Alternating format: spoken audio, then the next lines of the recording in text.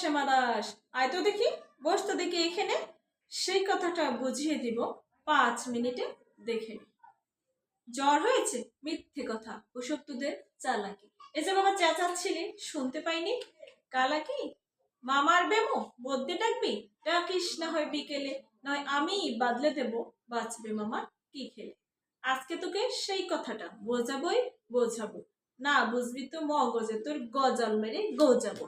কোন কথাটা তাও বলেছিস? ছেড়ে দিছিস হাওয়াতে। কি বলছিলেন পরশু রাতে বিষ্ণু বসে দাওয়াতে? ভুলিসনি তো, বেশ করেছিস। আবার শুনলে খেতে কি, বড় যে তুই পালিয়ে বেড়াস, মারাস নে যে এদিকেই। বলছি দাঁড়া, ব্যস্ত কেন, বস তাহলে নিচুতেই। আজকালের এই ছোকরাগুলো তর্স হয় না কিছুতে। আবার দেখো, বসলি কেন? বইগুলো আর নামিয়ে, তুই থাকতে মোটের বোঝা বইতে যাব আমি।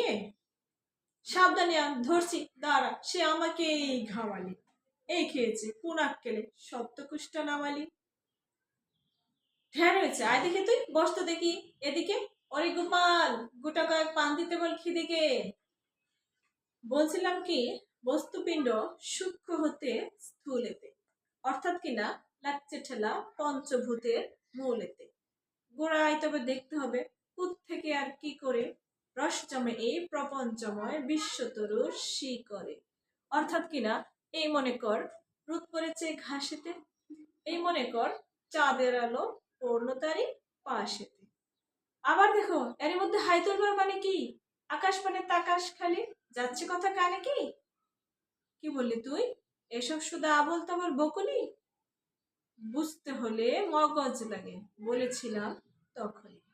মগজ ভরা গোবর তোদের, হচ্ছে ঘুটে শুকিয়ে যাই কি দেওয়া কোনো কথা তার ভিতরে ঢুকিয়ে। ও শ্যামা দাস, উঠলি কেন? কেবল যে যাস পালাতে, না শুনবি তো মিথ্যে সবাই, আসিস কেন জ্বালাতে। তত্ত্ব কথা যায় না কানে, যতই মরি চেঁচিয়ে, ইচ্ছে করে ডান পিঠেদের কানমনিতেই পেঁচিয়ে।